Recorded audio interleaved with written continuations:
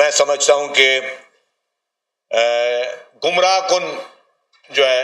وہ حقائق پیش کر رہا ہے، اور وہ گمراہ کن حقائق جس میں مجیب الرحمان کو ہیرو بنا کے پیش کر رہا ہے، اور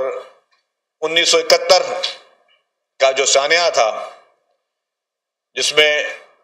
پاکستان کے دو حصے ہوئے، اس سانحے پہ بھی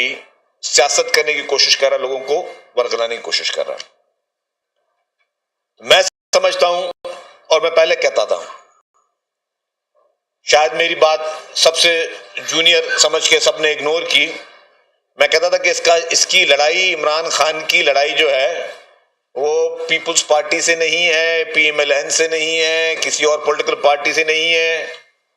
کسی جرنل سے نہیں ہے، کسی ادارے سے نہیں ہے، اس کی لڑائی پاکستان سے ہے۔ یہ پاکستان کو نقصان پہنچانا چاہتا ہے اور پہنچانے کی کوشش ہے، کیونکہ یہ شخص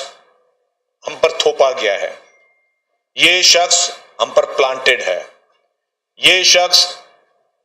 جو بھی پاکستان کے ساتھ اس وقت کر رہا ہے۔ میں کچھ چیزیں آپ کو دکھاؤں گا، اور جب وہ چیزیں آپ کے سامنے آئیں گی تو کیونکہ میں تو ایز اے پولیٹیکل مخالف ہوں نا، میں تو کوئی بھی الزام لگا سکتا ہوں اور یہی امپریشن لیا جائے گا کہ میں جو بات کر رہا ہوں ایز اے پولیٹیکل مخالف کی کروں، لیکن میں جو کچھ چیزیں آپ کو دوں گا شاید آپ نے پہلے بھی دیکھی ہوئی، لیکن ان کو اپنے کڑی سے کڑی ضرور جوڑنا ہے کہ یہ شخص چاہتا کیا ہے۔ میں نے کہا کہ جس طریقے سے یہ پاکستانی اداروں کے خلاف، آپ یہ سوچیں جب سقوط ڈھاکہ ہوا تھا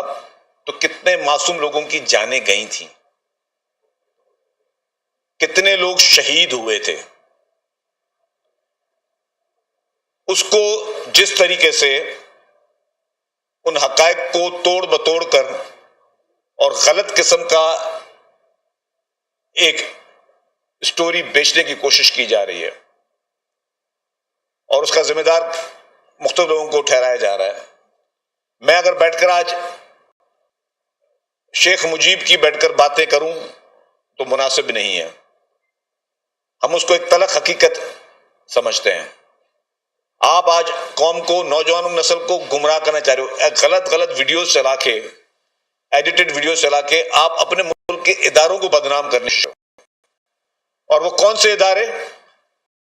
جس کی بیساکھی پہ چل کے آپ نے اپنی پالیٹکس سٹارٹ کی ہے،